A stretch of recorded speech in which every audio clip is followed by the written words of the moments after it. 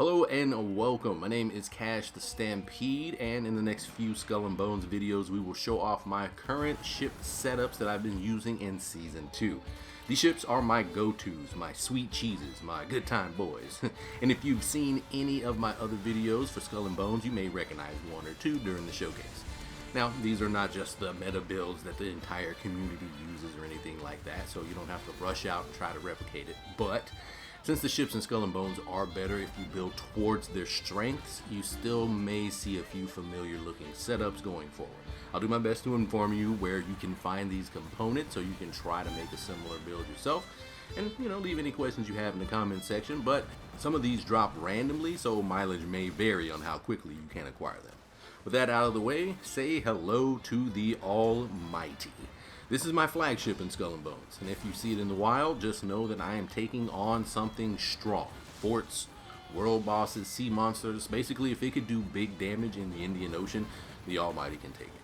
The ship was not only built to last though. It has taken a while and a few key pieces of gear and 2 seasons to pull it off, but this snow can give just as much as it gets.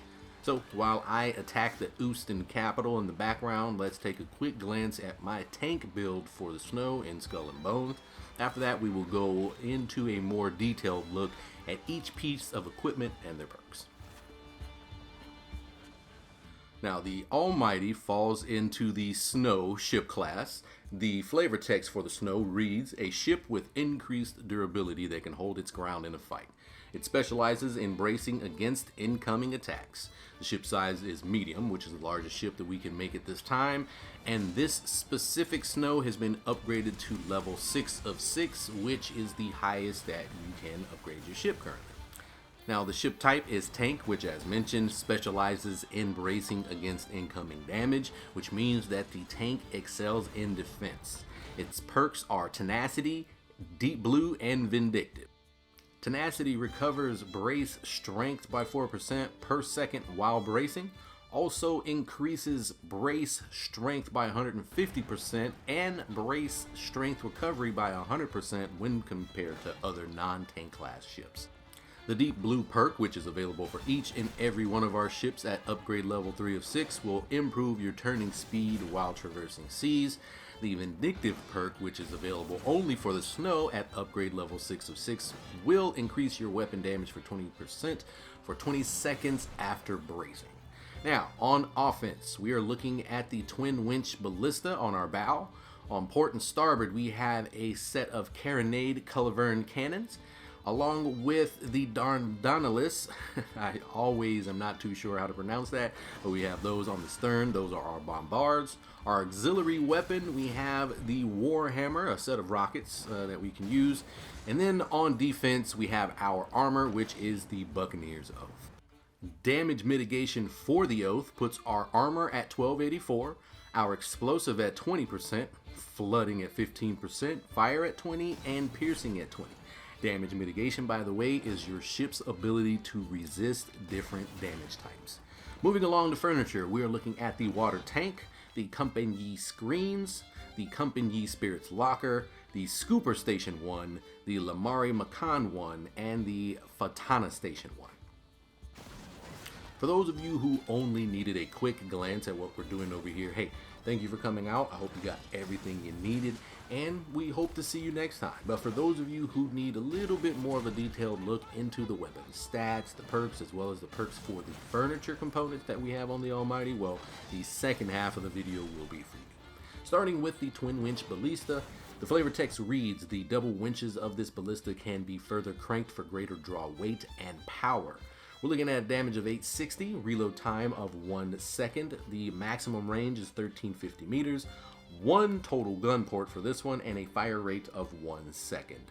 Now, we are looking at 2 perks for this weapon. Perk 1 is called Double Draw.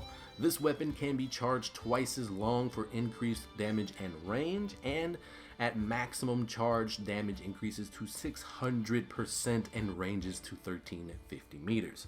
Piercing 2 lets us add 20% of our damage as piercing damage and increases damage to weak points by 75%. How to obtain the twin winch ballista? Well, you can purchase these for 400 sovereigns from the black market in St. Anne or Talak Pinjara in the Red Isles or East Indies region. Next up, we have the pair of Carronade Cannons that I have on the port and starboard. The flavor text reads that these are a revolutionary lightweight cannon. The advanced design boasts power, accuracy, and low recoil at the expense of range. We have a damage of 1127. The reload time is 5.5 seconds. The maximum range is 600 meters, 7 gun ports, and a fire rate of 0.2 seconds. The perks we have are called Riptide, which adds 50% of damage as severe damage when the target is flooded. And we have Flooding 1, which is going to add 10% of your damage as flooding damage. If you would like a set of these, well, unfortunately, they were a Smuggler Pass reward for Season 1.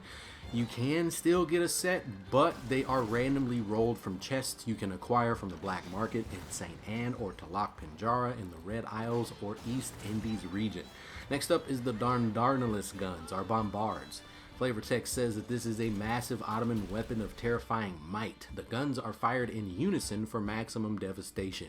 We're looking at 39.97 for damage, reload is 6.8 seconds, range is 550 meters, 2 gun ports, and a fire rate of 6.8 seconds as well.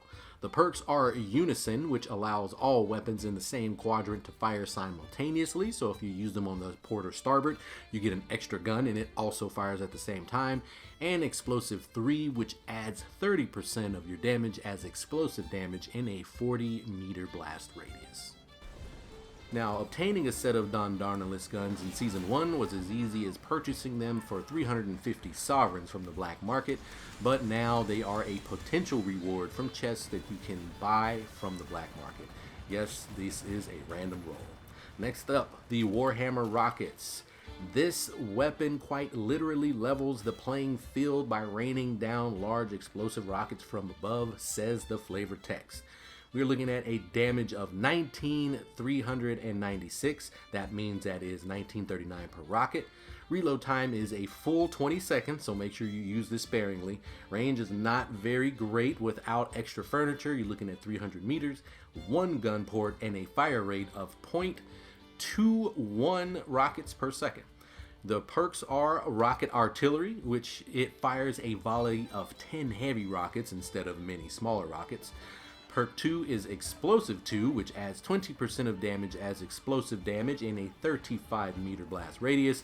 And we have one more perk here, Burning 1, which adds 10% of damage as burning damage. If you would like your own Warhammer, they can currently be purchased in Season 2 for 600 sovereigns from the black market in St. Anne in the Red Isles or Talak Pinjara in the East Indies. If you do not get them in Season 2 and you're watching this during Season 3, they are more than likely available from a randomly rolled chest that you can purchase from the black market. Now, our armor was the Buccaneer's Oath, and it comes with a perk called Blood and Gold. Destroying a target confers the Blood and Gold status on your ship, which increases weapon damage and armor by 25% for 30 seconds.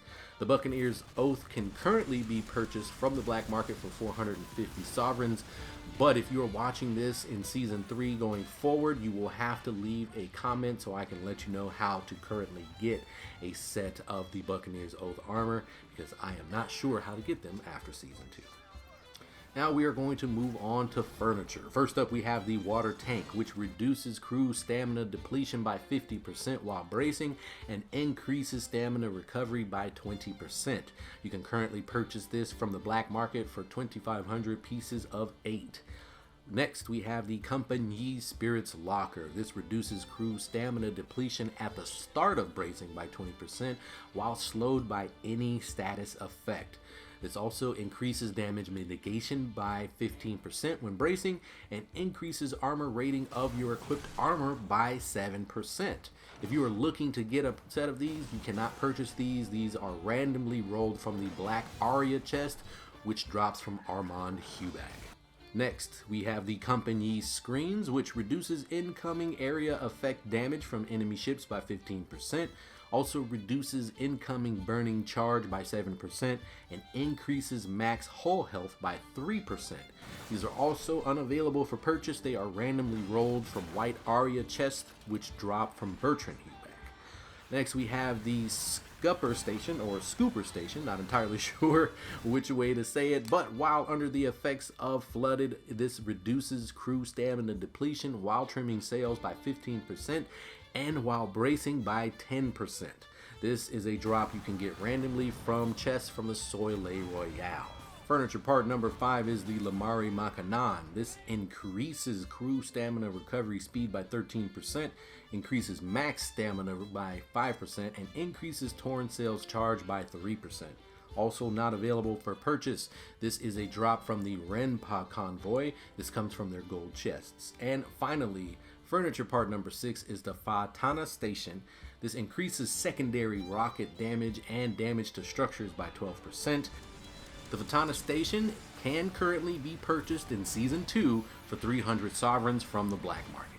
Now, with this setup, I have been able to take on some of the toughest content the game has to offer in groups and on my own. And not only surviving attacks, but doing a solid amount of DPS in the process. My brace strength just gets a huge increase, allowing me to keep my actual HP safe from harm. And since I'm doing a lot of bracing, I keep proccing the blood and gold perk in the process, giving myself an increase in armor and DPS. Man, when an SOS goes up and it's time to assist other captains, I sail in on the Almighty, and I know I can go right in the middle of battle to take off some of the heat that other captains may be feeling during the fight. This thing really does live up to the title of Flagship, that's for sure, and that is why it is the first ship we're showing off in this set of videos. But that is it for the build. The rest of the video will be the remainder of the Fort Plunder. Now, I'm going to try to get the rest of these builds up before the season ends. Ideally, I'll finish the last one right before Season 3. But I'm hoping that you enjoy these. If you have any questions, jump down into the comments. And if you're somebody who's going to be playing in Season 3 and you would like somebody to group up with you, hey, I'm going to start doing that. I think I'm going to start doing streams where I just kind of group up to help captains. So maybe we'll see how that works out. But thank you for coming out. My name has been Cash Stampede. Thanks for coming by.